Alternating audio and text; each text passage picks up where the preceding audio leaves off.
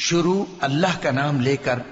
جو بڑا مہربان نہایت رحم والا ہے۔ یہ ایک سورہ ہے جس کو ہم نے نازل کیا اور اس کے احکام کو فرض کر دیا اور اس میں صاف صاف آیتیں نازل کی تاکہ تم یاد رکھو۔ بدکاری کرنے والی عورت اور بدکاری کرنے والا مرد جب ان کی بدکاری ثابت ہو جائے تو دونوں میں سے ہر ایک کو 100 درے مارو، اور اگر تم اللہ اور روز آخر پر ایمان رکھتے ہو تو اللہ کے قانون کو نافذ کرنے میں تمہیں ان پر ہرگز ترس نہ آئے، اور چاہیے کہ ان کی سزا کے وقت مسلمانوں کی ایک جماعت بھی موجود ہو۔ بدکار مرد تو بدکار یا مشرک عورت کے سوا کسی سے نکاح نہیں کرتا، اور بدکار عورت کو بھی بدکار یا مشرک مرد کے سوا اور کوئی نکاح میں نہیں لاتا،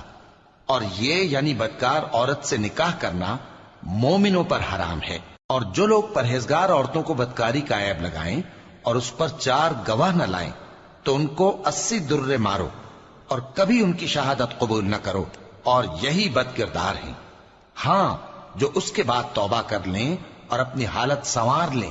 تو اللہ بھی بخشنے والا ہے، مہربان ہے۔ اور جو لوگ اپنی بیویوں پر بدکاری کی تہمت لگائیں اور خود ان کے سوا اور گواہ نہ ہوں تو ہر ایک کی شہادت یہ ہے کہ پہلے تو 4 بار اللہ کی قسم کھائے کہ بے شک وہ سچا ہے، اور 5ویں بار یہ کہے کہ اگر وہ جھوٹا ہو تو اس پر اللہ کی لعنت۔